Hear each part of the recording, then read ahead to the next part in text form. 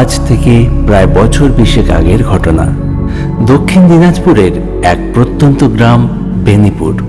ঘটনার সূত্রপাত কালী পুজোর এক সন্ধ্যা।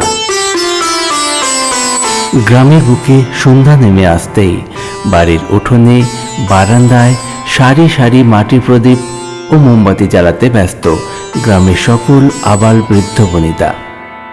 আজ কালী পুজো, ভূত চতুর্দশী, সাথে আজ অমাবস্যার রাত্রি। বৌমা, দাদু ভাই কোথায়? ওকে তো দেখছি না অনেকক্ষণ ধরে। হয়তো বন্ধুদের সাথে এদিক ওদিক ঘোরাঘুরি করছে। আপনি চিন্তা করবেন না বাবা, ও এক্ষুনি চলে আসবে। আজ ভূত চতুর্দশী, কথাটা ভুলে যেও না বৌমা। আমাদের সময় আজকের দিনে বাবা মা কিছুতেই বাড়ির বাইরে বেরোতে দিতেন না। আজ তেনাদের আনন্দের দিন।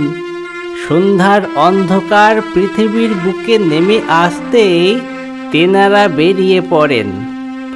আর ভুল করেও তেনাদের সাথে যদি আজ আমাদের মানুষের সাক্ষাৎ হয়, সেক্ষেত্রে তো তেনাদের হাত থেকে মানুষের বাঁচার আশা খুব কমই থাকে। বাবা, এইসব কুসংস্কার এখনো আপনি মানেন, এই 20 শতাব্দীতে এসেও? বৌমা, আমি জানতাম তুমি এই কথাই বলবে। সেটা যদি কুসংস্কার হয়, তাহলে আজ ভূত চতুর্দশীতে 14 প্রদীপ জ্বালানো, সেটাও কি তুমি কুসংস্কার বলবে? আমি তো তা বলিনি বাবা, এটা আমাদের ধর্মের একটা রীতি। আমাদের পূর্বপুরুষেরা সেকাল থেকেই রীতি মেনে আসছেন, সেটা তো ভুলতে বা ছাড়তে পারি না আমরা। আমি শুধু ওই ভূত প্রেতের কথাটাই বলেছিলাম। এমন সময় সেখানে উপস্থিত হলো 3টি ছেলে। সকলের হাতে রয়েছে নারকেলের মালার ভেতর প্রজ্বলিত মোমবাতি। সেকালে ছোট ছোট ছেলেমেয়েরা এইগুলো তৈরি করে রাতের অন্ধকারে ঘুরে বেড়াতো, বলতো টর্চ লাইট নিয়ে ঘুরছি। এই তো দাদু ভাই চলে এসেছে। কোথায় গিয়েছিলে দাদু? দাদু, মা, আমি বন্ধুদের সাথে পুজো মণ্ডপে যাব। আমি কিছু বলতে পারবো না। বাবা রয়েছেন শোবার ঘরে, বাবাকে গিয়ে জিজ্ঞেস কর। না মা, আমি যাব। তোমাকে তো বলেছি। তাছাড়া আমরা তো দূরে কোথাও যাচ্ছি না, গ্রামেই তো। দাদু ভাই, আজ কোথাও বেরোতে নেই। আজ ভূত চতুর্দশী। আজ ভূত প্রেত সব রাত্রির অন্ধকারে ঘুরে বেড়ায়। মা বাবার সাথে কালকে যেও ঠাকুর দেখতে। না, আমি আজই যাব। ও দাদু, যেতে দাও না দাদু, আমরা তো সকলে রয়েছি একসাথে।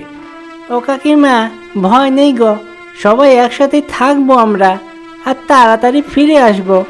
দীপুকে যেতে দাও না কাকিমা। ঠিক আছে, তবে মনে রেখো, সবাই কিন্তু একসাথে যাবে, আবার ফিরে আসবে। কেউ কাউকে ছাড়বে না। আর হ্যাঁ, তাড়াতাড়ি ফিরে আসবে।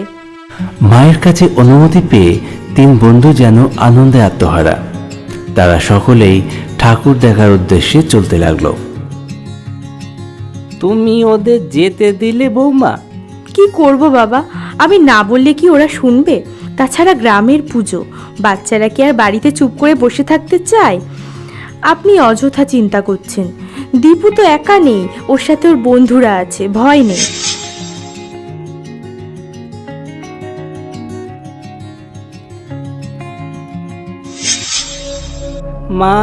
মা গো, ওদের যেন কোনো বিপদ না হয় মা।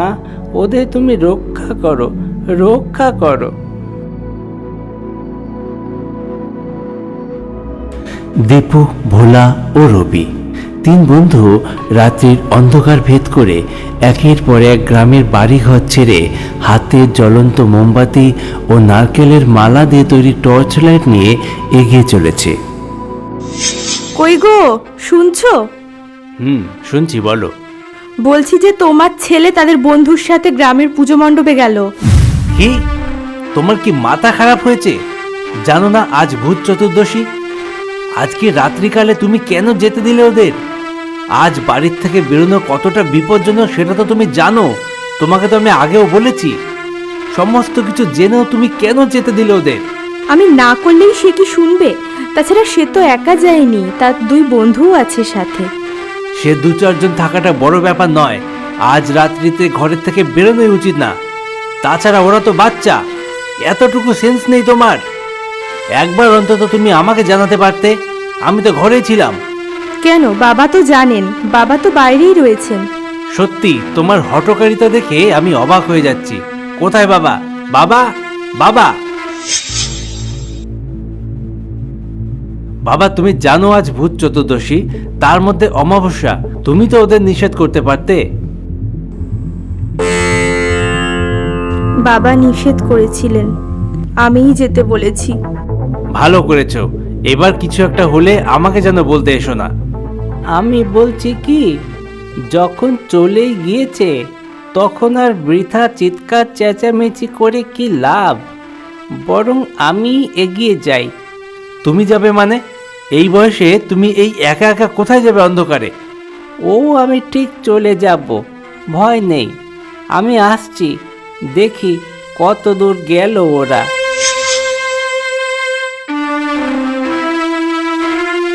ওগো, আমার হয়তো বড় ভুল হয়ে গেছে। এভাবে ওদের ছেড়ে দেওয়া আমার ঠিক হয়নি, ক্ষমা করে দাও আমায়।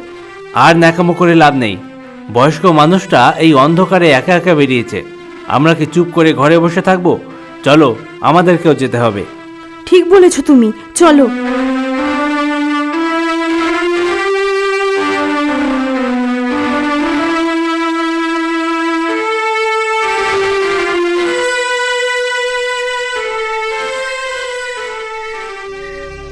গ্রামটি বেশ বড়, তবে গ্রামটিকে 2টি ভাগে বিভক্ত করে রেখেছে একটি সামান্য মাঠ। বলা যায় কিছুটা ফাঁকা অংশ বা রাস্তা। এই সামান্য ফাঁকা অংশটায় রয়েছে একটা কালভার্ট। কালভার্ট অর্থাৎ ইটের তৈরি ছোট্ট ব্রিজ। এই কালভার্টের দুদিকে রয়েছে ক্ষেতের জমি, আর এই কালভার্টের নিচ দিয়ে প্রবাহিত হয়ে চলেছে একটা সরু নালী। যাই হোক, ওরা 3 বন্ধু যখন এই রাস্তার ফাঁকা অংশে এসে পৌঁছলো, তখন লক্ষ্য করলো ধানের ক্ষেতের ভিতরে মিটি মিটি করে মাটির প্রদীপ জ্বলছে। অর্থাৎ গ্রামের নিয়ম অনুযায়ী ভূত চতুর্দশীতে ক্ষেতেও মাটির প্রদীপ জ্বালানো হয়।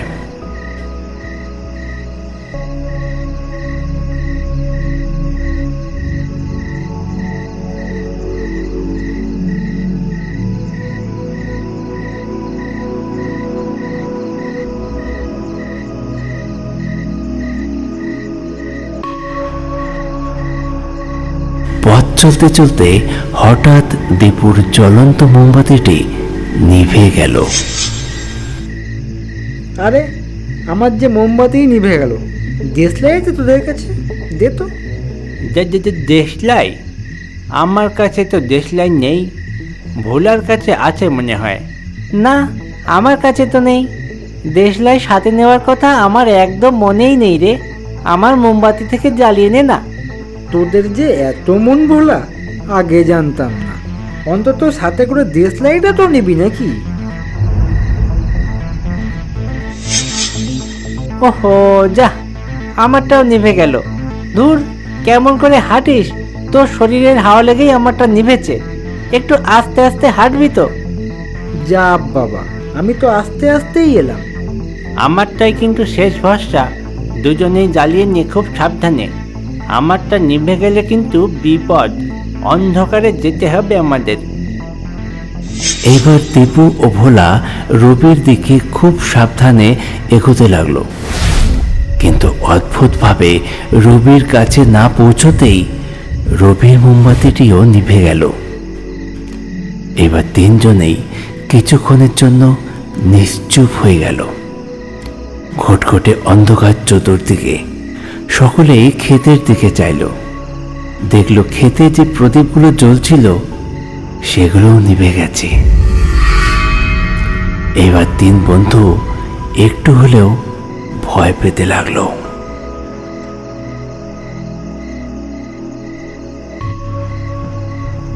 কি রে ভোলা, এইসব কি হচ্ছে? জানি না রে কি হলো, কিন্তু এখানে দাঁড়িয়ে থাকলে চলবে না তো। কি অন্ধকার চতুর্দিকে, তাড়াতাড়ি চল, পুজো মণ্ডপে যেতে হবে আমাদের। কিন্তু কি করে যাবি এত অন্ধকারে? আমি তো কিছুই দেখতে পাচ্ছি না রে। যাই হোক, যেতে তো হবেই এখান থেকে। অবাক দৃষ্টিতে তিনজনেই তাকিয়ে রইল সেদিকে। যত দূর সম্ভব কেউ বিড়িতে আগুন সংযোগ করলো।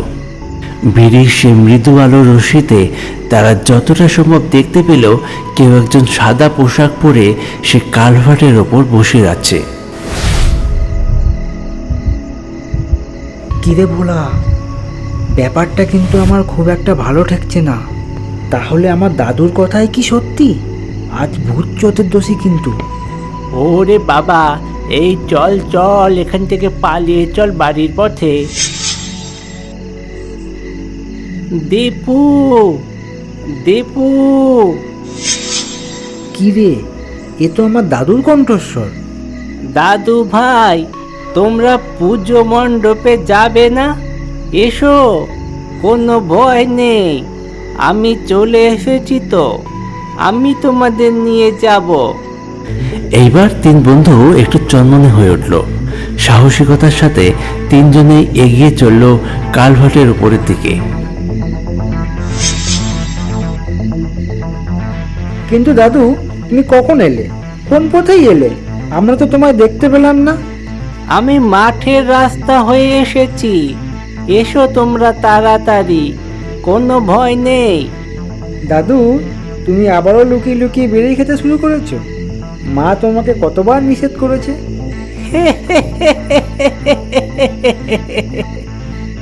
দীপুর দাদু আগে আগে ও দীপু সহ তার বন্ধুরা পিছন পিছন হেঁটে চলেছে।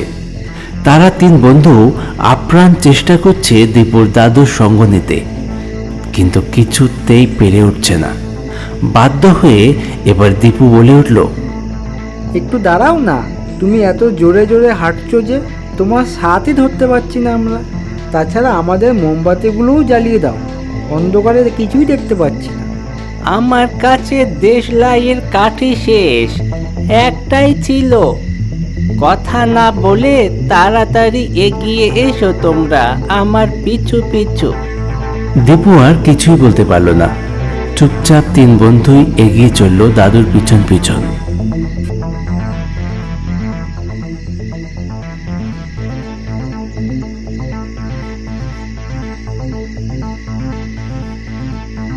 বেশ কিছুটা রাস্তা হাঁটার পর তারা সকলেই একটি বাঁশবাগানের ভিতর উপস্থিত হলো। বাঁশবাগানের ভিতরে উপস্থিত হতেই দীপুর দাদু বলে উঠল, তোমরা একটু দাঁড়াও এখানে, আমার খুব বাজ্য পেয়েছে, আসছি এক্ষুনি।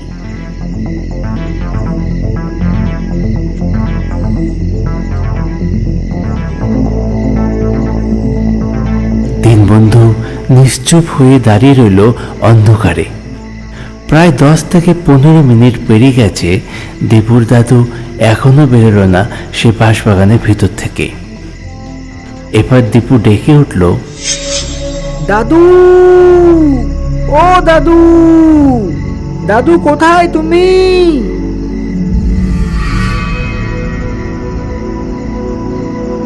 কোনো উত্তর নেই।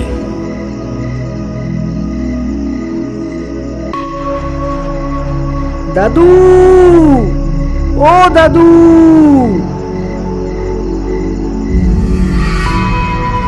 এবারেও কোনো উত্তর নেই।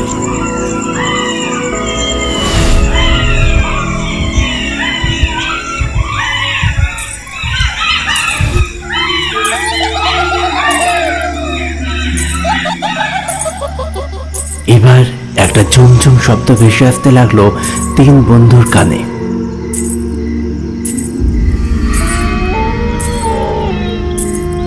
তার সাথে একটা কালো অবয়ব যেন তাদের কখনো সামনে কখনো পিছনে, আবার মুহূর্তের মধ্যে সে অদৃশ্য হয়ে যাচ্ছে।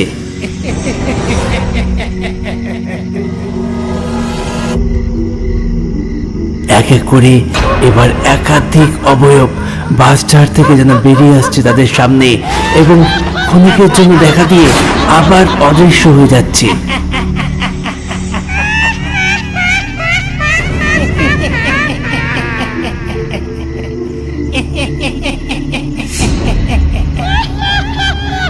বন্ধু এবার বুঝতে পারল যে তারা সত্যি সত্যি ভূতের খপ্পরে পড়েছে।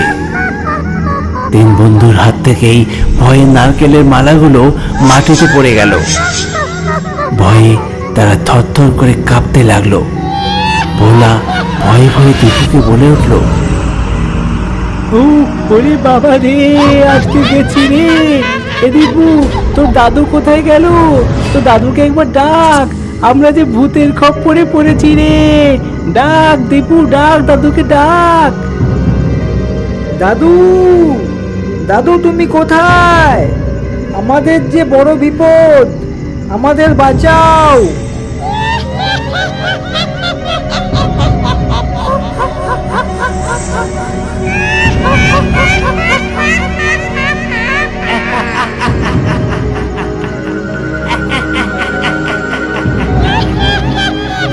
দীপুর কথা শেষ হতে না হতেই ভয়ঙ্কর অট্টহাসির রোল পড়ে গেল বাঁশঝাড়ের ভিতর।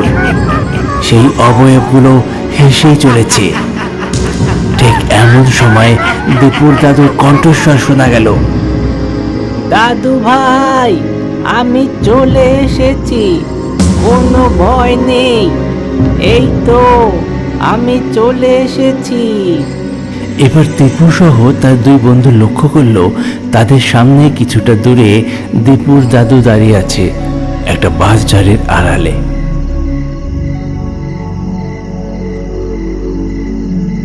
হঠাৎ সেই অবয়বদের হাসি থেমে গেল, আর দেখাও যাচ্ছে না তাদের। কিন্তু তাদের উপস্থিতি এখনো টের পাচ্ছে দীপু সহ তার দুই বন্ধু। দাদু তুমি কোথায় গিয়েছিলে? আমরা যে ভয়ানক বিপদে পড়েছিলাম, কতক্ষণ ধরে তোমায় ডাকছি। আর ভয় নেই দাদু ভাই, এই তো আমি চলে এসেছি। আমি বাহ্য সেরে জলের সন্ধানে একটু দূরে গিয়েছিলাম। চলো, এসো, আমার পিছু পিছু এসো। এইবার ত্রিপুরা যেমনি দুপা বাড়িয়েছে অমনি তাদের পিছন থেকে কেউ ডেকে উঠল, দাদু ভাই, থেমে যাও, আর এক পাও এগিয়েও না, সামনে ভয়ঙ্কর বিপদ। থেমে যাও দাদু ভাই। ত্রিপুরা মুহূর্তে থমকে দাঁড়িয়ে পিছন ফিরে চাইল। তারা লক্ষ্য করলো তাদের পিছনে দাঁড়িয়ে আছে দেবুর দাদু। তিনজনেই অবাক, এ কি করে সম্ভব? তারা একবার পিছনে একবার সামনে এইভাবে বারবার তাকাতে লাগলো। তাদের সামনেও দাদু, আবার পিছনেও দাদু। কি হলো দাদু ভাই, দাঁড়িয়ে পড়লে কেন? এই জায়গাটা ভালো নয়। আর তোমরা তোমাদের পিছনে যাকে দেখছো সে আমার মতো দেখতে। সে আসলে একটা আত্মা। ওর কথায় কান দিও না। তাড়াতাড়ি তোমরা আমার কাছে ছুটে এসো। না দাদু ভাই, এ ভুল করো না তোমরা। ওটা আমি নই, ওটা একটা দুষ্ট আত্মা। আমি তোমার দাদু। তোমরা পিছনে ফিরে এসো। দীপু সহ তার দুই বন্ধু এবার পড়েছে মহাগোলক ধাঁধায়। তারা স্থির করতে পারছে না কোনটা তাদের আসল দাদু। হতভম্ব হয়ে পড়ল তারা।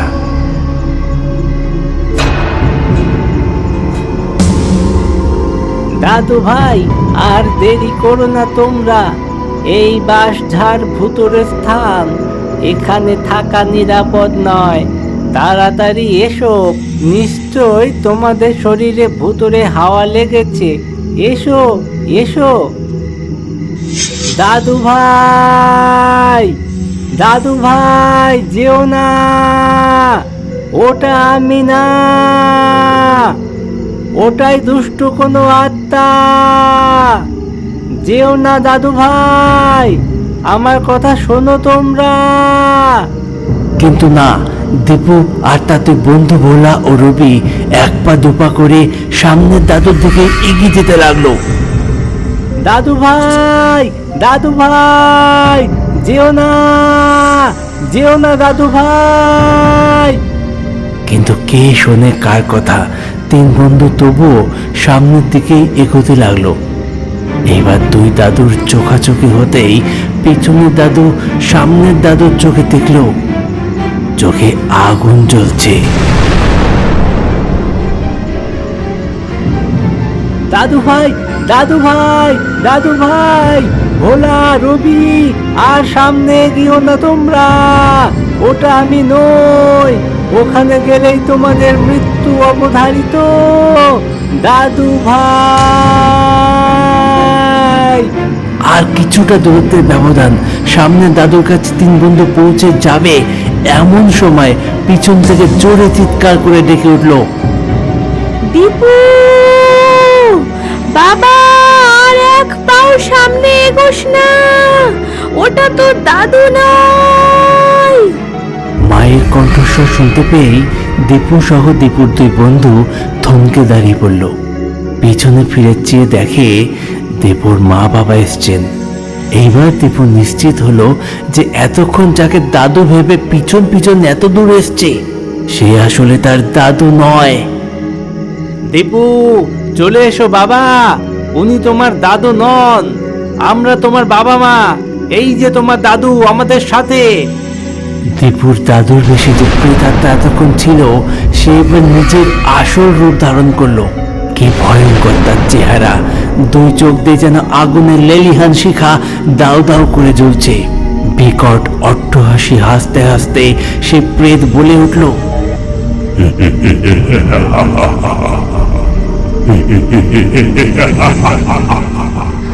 তোদের একটা কেউ ছাড়বো না। আজ রাত্রি আমাদের উল্লাসের রাত্রি। তোদের দুঃসাহস কি করে হয় আজ রাত্রিতে বাড়ির বাইরে বেরোনোর? তোদের সবার কাঁচা মাংস দিয়ে আজ আমাদের ভূতের চতুর্দশী বানাবো।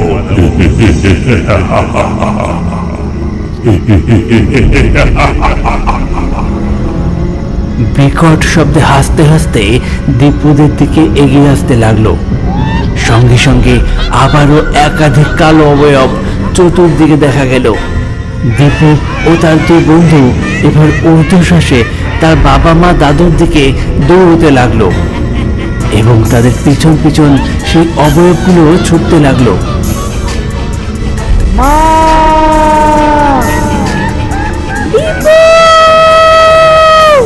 দীপু, দীপু, দাদু ভাই!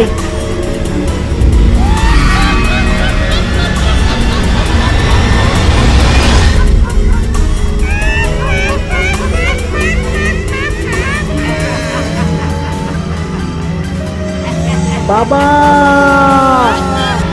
মা, আমাকে বাঁচাও, মা!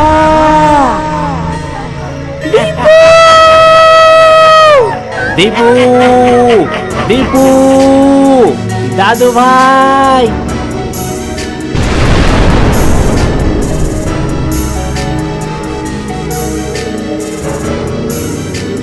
কিন্তু ভয়ে দীপুর বাবা দীপুর দাদু সামনের দিকে এগিয়ে যেতে পারল না। একই জায়গায় দাঁড়িয়ে তারা দীপু দীপু বলে চিৎকার করে চলেছে। দীপুর মা ছেলের এমন করুণ পরিণতি দেখে আর স্থির থাকতে পারল না। সমস্ত ভয় ত্যাগ করে একাই সে এগিয়ে চললেন দীপুর দিকে। বাবা, মা, আমাকে বাঁচাও, মা!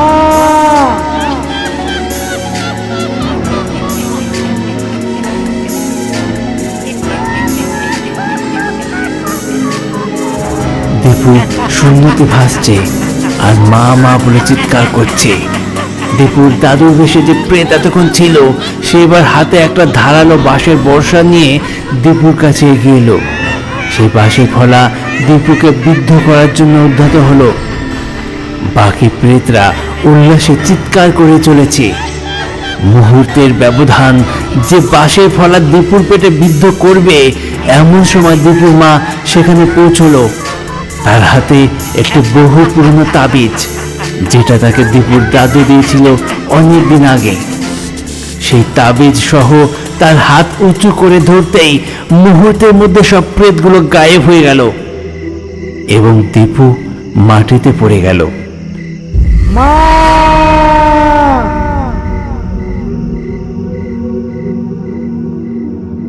এরপর দীপুকে সবাই মিলে ধরে নিয়ে বাড়িতে চলে এলো। এই ঘটনায় দীপু সহ সকলেই ভীষণ ভয় পেয়েছে এবং দীপুর শরীরে চোটও লেগেছে। কি বৌমা, এবার বুঝলে তো কেন আজকে বাইরে যেতে বারণ করেছিলাম? হ্যাঁ বাবা, আমিই ভুল ছিলাম। আপনার কথা অমান্য করা আমার উচিত হয়নি। আমায় ক্ষমা করে দিন। এমন একটা ভয়ঙ্কর ঘটনার পর সেদিন রাত্রে তারা আর কেউ বাইরে বেরোয়নি এবং এরপর থেকে ভূত চতুর্দশীর রাত্রে তারা কেউ আর বাইরে বেরোই না। আজকের মতো গল্প এখানে শেষ করছি। পরবর্তী গল্প নিয়ে ফিরছি খুব তাড়াতাড়ি। প্লিজ সঙ্গে থাকুন, ভালো থাকুন আর দেখতে থাকুন আমাদের গল্প। ধন্যবাদ।